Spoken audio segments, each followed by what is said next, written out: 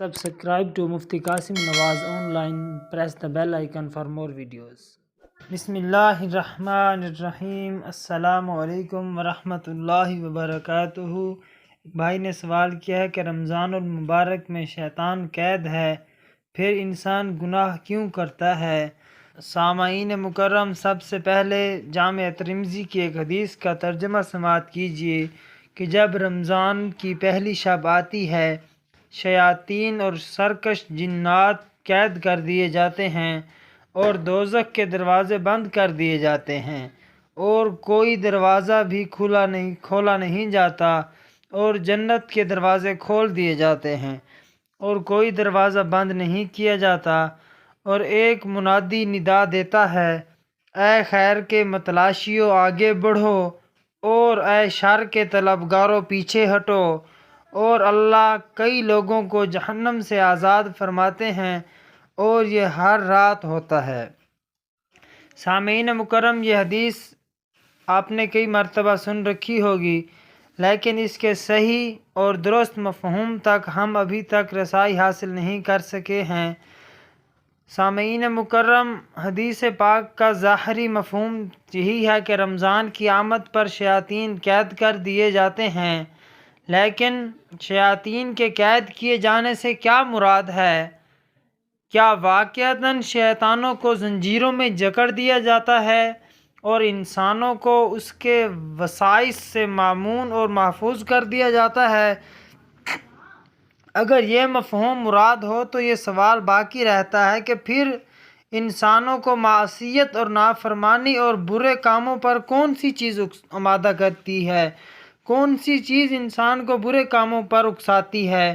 کیوں ہم دیکھتے ہیں کہ بہت سے انسان رمضان المبارک کے مقدس مہینے میں بھی معاصی و ذنوب میں ملوث ہوتے ہیں؟ اور اگر حدیث شریف کا یہ مفہوم نہیں ہے اور شیاطین کے قید کیے جانے سے حقیقتاً قید کرنے کا معنی نہیں، تو پھر حدیث شریف کا صحیح اور درست مفہوم کیا ہے اور علماء اس کی کیا توجیہ بیان کرتے ہیں؟ سامعین مکرم، انسان گناہ کیوں کرتا ہے؟ اس بات کو سمجھنے کی کوشش کرتے ہیں کہ انسان گناہ کیوں کرتا ہے۔ سب سے پہلے تو یہ جان لینا چاہیے کہ انسانوں سے گناہ کیوں کر سرزد ہوتے ہیں۔ کون سی چیز انسانوں کو گناہوں پر اکساتی ہے؟ انسانوں کو گناہ و معصیت کی دعوت دینے والی دو چیزیں ہیں۔ اول تو شیطانی وسوسے ہیں۔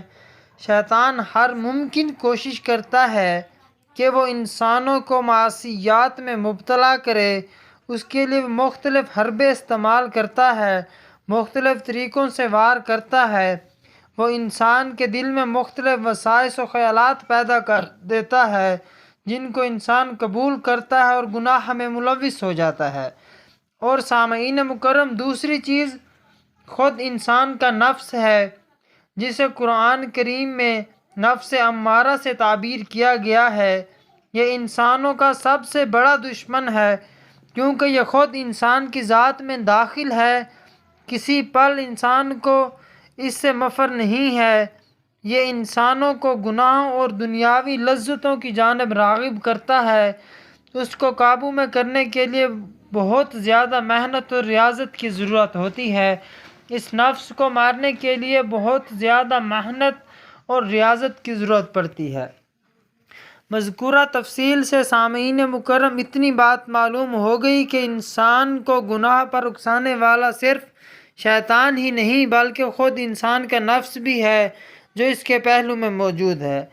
سامعین مکرم، اب ہم حدیث جس کا ترجمہ آپ نے شروع میں سماعت فرمایا ہے اس کی توجیہ بیان کرتے ہیں۔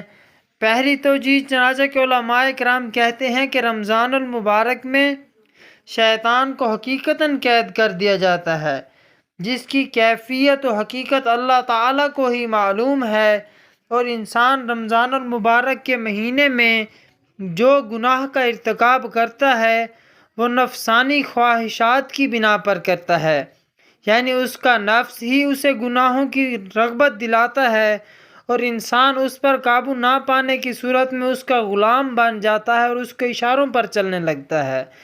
پہلی وجہ تو یہ ہے کہ انسان گناہ کیوں کرتا ہے۔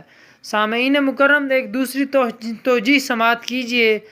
حضرت علامہ ابن حجر عسقلانی رحمۃ اللہ علیہ علامہ حلیمی سے نقل کرتے ہیں، فرماتے ہیں کہ شیطان کے قید کیے جانے سے یہ مراد ہو سکتا ہے کہ شیطانی وسائس مسلمانوں پر اثر انداز نہیں ہو پاتے، کیونکہ مسلمان روزہ، تلاوت، دیگر مشقت طلب عبادتوں میں مشغول رہتے ہیں، جس کی وجہ سے شیطان کے ورگلانے اور بہکانے کی قوت متاثر ہوتی ہے اور مسلمانوں پر اس کا کچھ اثر ظاہر نہیں ہوتا، اور جو لوگ عبادات کا اہتمام نہیں کرتے ان پر شیطانی وسائس اثر انداز ہو جاتے ہیں اور وہ گناہوں میں مبتلا ہو جاتے ہیں۔ سامعین مکرم، ایک تیسری توجیہ سماعت کیجیے۔ بعض علماء یہ فرماتے ہیں کہ تمام شیطانوں کو قید نہیں کیا جاتا، بلکہ سرکش شیطانوں اور جنات کو قید کیا جاتا ہے، جیسا کہ حدیث شریف کے لفظ سے معلوم ہوتا ہے، یعنی عام شیطان محبوس نہیں ہوتے، وہ بدستور انسانوں کو ورگلانے اور بہکانے کا کام جاری رکھتے ہیں، اور انہیں وسائس کے دم میں پھنس کر بہت سے لوگ رمضان المبارک میں بھی گناہ اور معصیت کا مرتکب ہو جاتے ہیں۔ سامعین مکرم، ایک چوتھی توجیہ سماعت کیجیے۔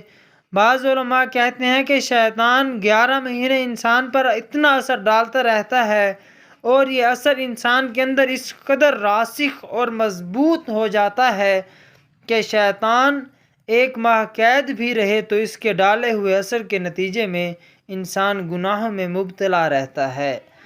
سامعین مکرم، 5ویں توجیہ سماعت کیجیے۔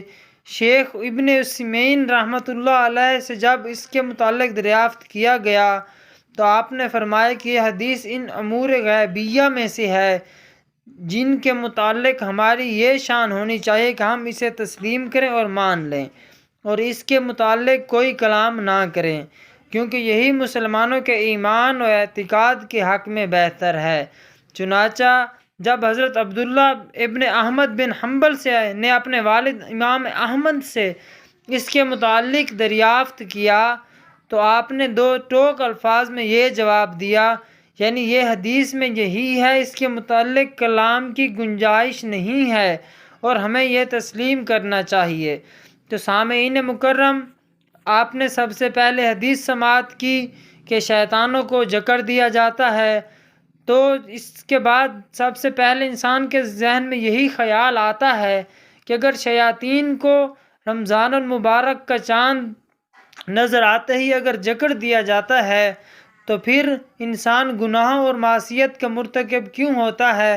تو اس حدیث شریفہ کے تحت یہ توجیہات تھی۔